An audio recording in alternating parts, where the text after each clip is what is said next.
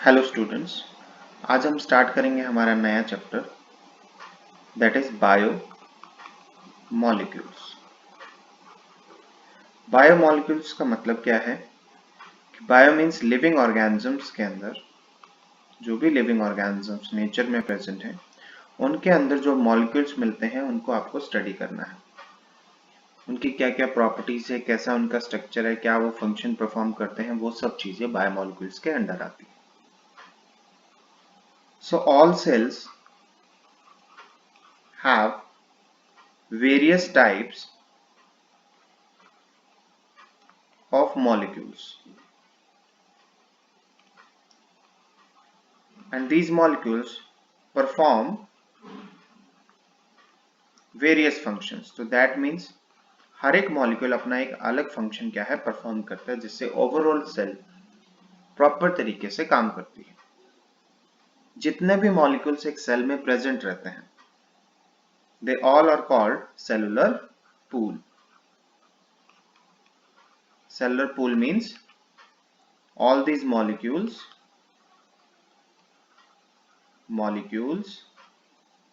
in a cell, present in a cell, is known as cellular pools. जो molecule हमारे पास हैं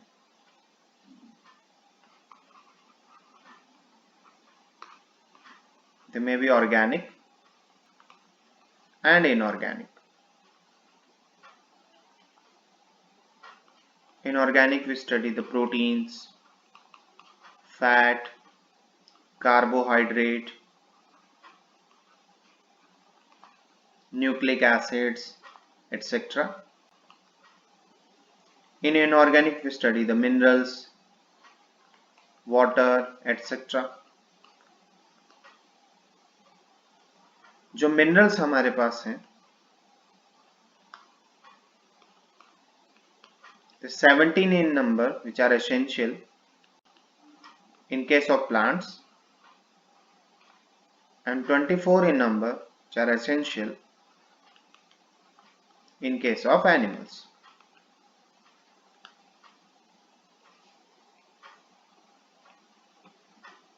So ये जो सेलुलर पूल है इसमें कैसे हमें पता चलेगा कि जो हमारे पास बायो मॉलिक्यूल्स हैं वो प्रोटीन्स हैं, कार्बोहाइड्रेट है, फैट, तो हम उनको किस तरीके से आइसोलेट कर पाएंगे। So first we will take the living cells, we grind them in the presence of trichloroacetic acid and then we filter it. So finally जब हम उसको फिल्टर करेंगे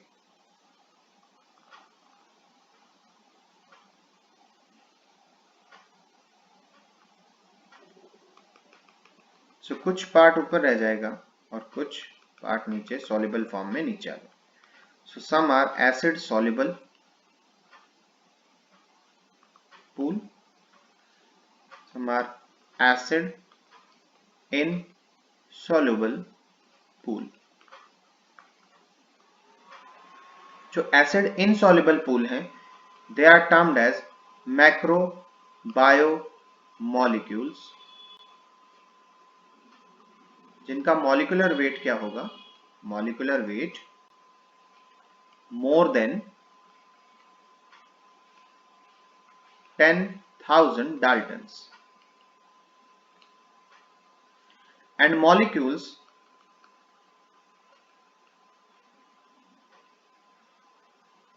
have molecular weight between 18 to 800 Daltons. ये value 1000 तक भी जा सकती है, ठीक है, 800 से 1000 तक भी जा सकती है। इन मॉलिक्यूल्स को कहा जाता है micro biomolecules, micro biomolecules.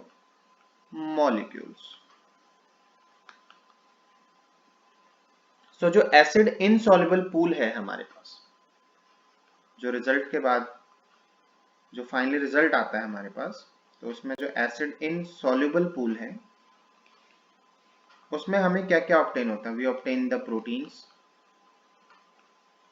we obtain the nucleic acid, that is DNA, RNA, polysaccharides,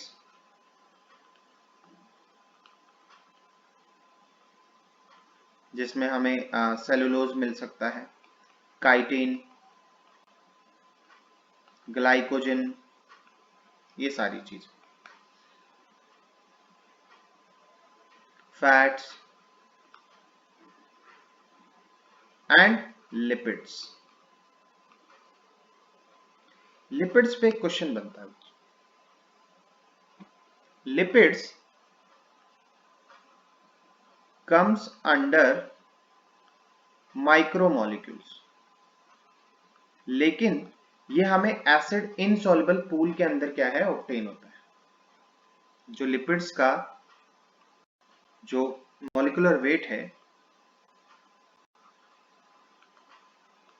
वो अराउंड 800 डाल्टन्स के अराउंड आता है, बट ये हमें एसिड इनसॉल्युबल में मिलता है, एसिड सॉल्युबल पूल के अंदर नहीं मिलता, क्योंकि जब हम ग्राइंड करते हैं मेम्ब्रेन को, सो लिपिड्स वेसाइकल्स की फॉर्म में फॉर्म हो जाते हैं, और ये वेसाइकल इनसॉल्युबल होते हैं वाटर के अंदर, या फिर डाइल्यूट जो एसिड हम ले रहे हैं, जो ट्राइक्लोरो एसिड है हमारे पास, वो डाइल्यूटेड फॉर्म में है, सो उसके अंदर वाटर है, तो जब ये लिपिड वेसाइकल्स की फॉर्म में, सो ये डिसॉल्व नहीं होते।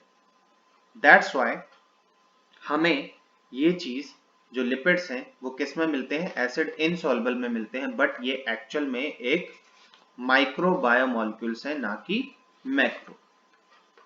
सो ये था हमारे पास यहाँ पे टॉपिक। सो एसिड जो सॉल्युबल है, या फिर हम बात करें माइक्रो जो मॉलिक्यूल्स है, वो कौन कौन से हैं? They are amino acids, monosaccharides,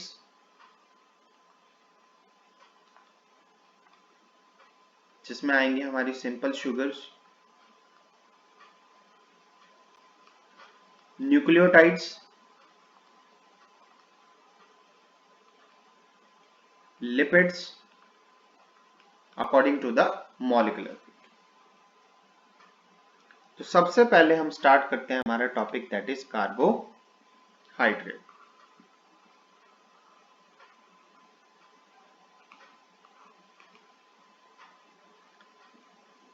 general formula of carbohydrate contain carbon, hydrogen, oxygen in 1:2:1.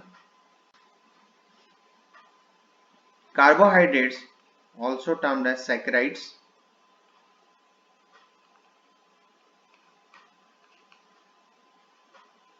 saccharide means sweet in taste substances.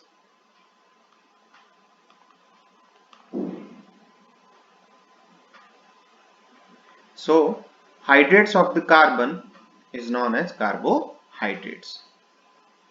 So that means the general formula CnH2n and ON. See, this will be the general formula for the carbohydrates. So we classify the carbohydrates on the basis of number of molecules present in them. So first we have the monosaccharides, that is made up of only one unit. Example are glucose, fructose, etc.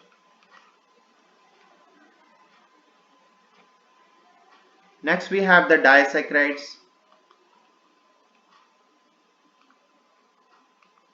like we have lactose, mannose, sucrose. They are made up of two subunits or two units, so that's why they are disaccharide. Same we have oligosaccharides, which are made up of 3 to 10 subunits like raffinose. We have polysaccharides, which are made up of more than 10 subunits. और many units, that is cellulose, chitin, glycogen, etc. So different तरह की हमारे पास क्या है चीजें present, different तरह के saccharides हम स्टडी करते हैं. Hexose sugar is important.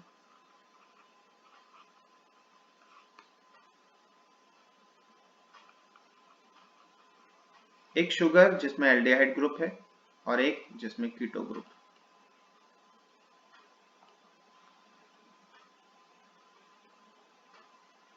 So they are polyhydroxic substances जिनमें बहुत ज्यादा OH ग्रुप आपको क्या है देखने को मिलेंगे. सो अगर आप ग्लूकोज स्टडी करते हैं सो जिसमें एल्डिहाइड ग्रुप है, और अगर आप फ्रक्टोज स्टडी करते हैं जिसमें कीटो ग्रुप है.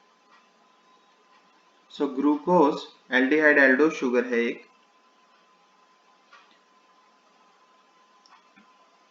अगर हम इसकी एक ओपन चेन देखें, 6 कार्बन है, C6H12O6.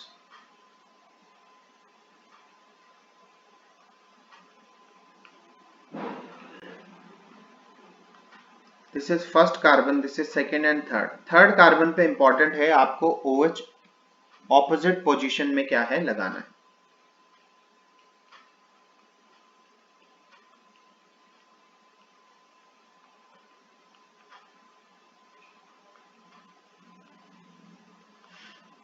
This is the structure of glucose. ये एक ओपन चेन स्ट्रक्चर है. अब कार्बन नंबर 1 और कार्बन नंबर 5 के बीच में बॉन्डिंग होती है, जिसकी वजह से ये open chain structure ring structure में क्या है कन्वर्ट हो जाता है. ओपन चेन स्ट्रक्चर किस में कन्वर्ट हो जाता है, एक रिंग स्ट्रक्चर में कन्वर्ट हो जाता है. सो फाइनली जो रिंग स्ट्रक्चर हम पढ़ते हैं इसका वो कुछ इस तरीके से.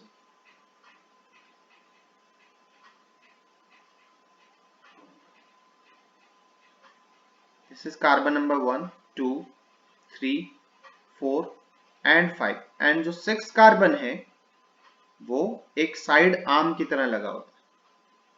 सो इस तरह की रिंग जिसमें 5 carbon atoms in a ring and 1 oxygen atom in a ring, तो ऐसी रिंग कहलाती है पायरेनोज रिंग,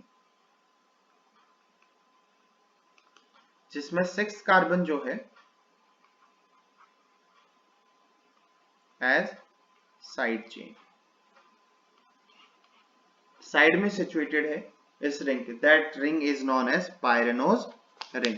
तो कार्बन ग्लूकोज के केस में जब हम स्टडी करते हैं तो वो रिंग क्या कहलाती है, पायरेनोज रिंग.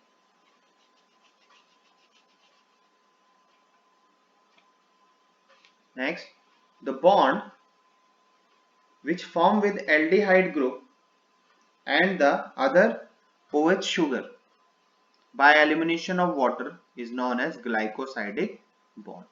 तो बॉन्ड क्या कहलाता है, ग्लाइकोसाइडिक बॉन्ड कहलाता है. तो सिंपल हम ये कह सकते हैं कि अगर मान लो दो शुगर मॉलिक्यूल आपस में एक साथ जुड़ रहे हैं तो किस बॉन्ड से जुड़ते हैं, ग्लाइकोसाइडिक बॉन्ड से उनकी bonding.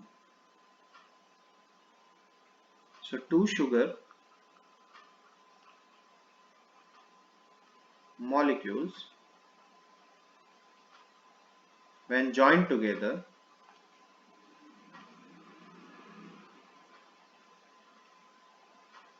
water molecule is released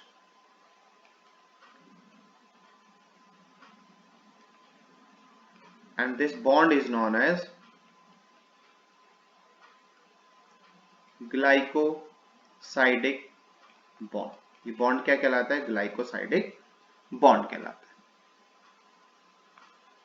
सो ये था आपके ग्लूकोज का टॉपिक. सेम फ्रक्टोज के केस में अगर हम देखें सो जो रिंग स्ट्रक्चर हमारा बनेगा वो कुछ इस तरीके का बनता है.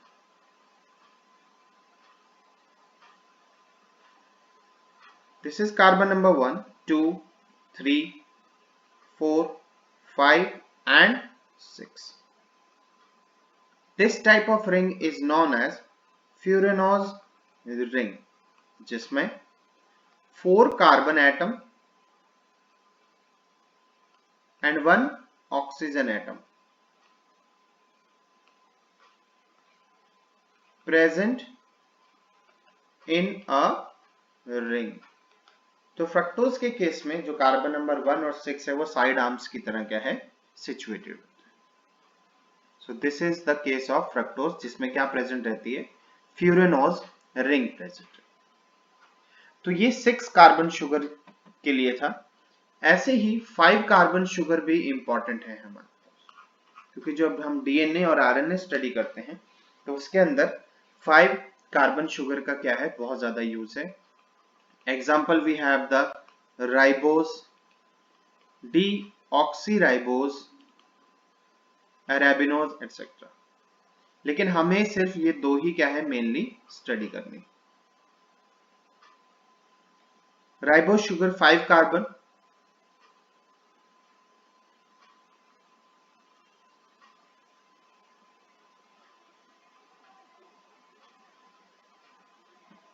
यहीं पर आपका न्यूक्लियोटाइड वाला टॉपिक भी क्या है, कंप्लीट हो जाता है. देखिए, carbon number 1, carbon number 2, carbon number 3, carbon number 4 and carbon number 5.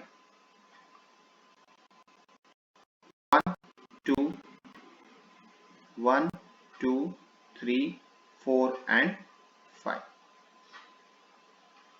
अगर हम स्टडी करें राइबोज शुगर, कैसे शुगर, राइबोज, तो उस केस में क्या है, let me change the colour. जो सेकंड नंबर कार्बन है उस पे OH पोजीशन होती है. थर्ड नंबर कार्बन पे H एंड OH ऑलवेज रहती है, चाहे आप राइबोज शुगर पढ़ें या फिर deoxyribose. So this is deoxyribose and this is ribose. तो राइबोज शुगर में जो सेकेंड नंबर कार्बन है उस पे OH पोजीशन है, हाइड्रोक्सिल ग्रुप इज देयर. लेकिन डीऑक्सी राइबोज शुगर के अंदर क्या प्रेजेंट है, सेकेंड नंबर कार्बन पे O जो ऑक्सीजन जो है उसकी कमी हो जाती है, deficiency is there, that's why it is deoxyribose. Fifth carbon is there, fifth carbon पे ऑलवेज फॉस्फेट ग्रुप ऐड होगा,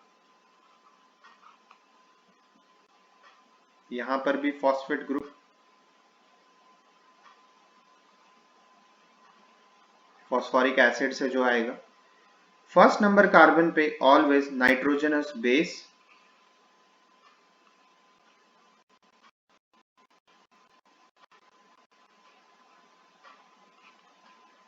सो इस तरीके से ये पार्ट एक डीएनए का न्यूक्लियोटाइड बन जाता है. This part will become DNA nucleotide.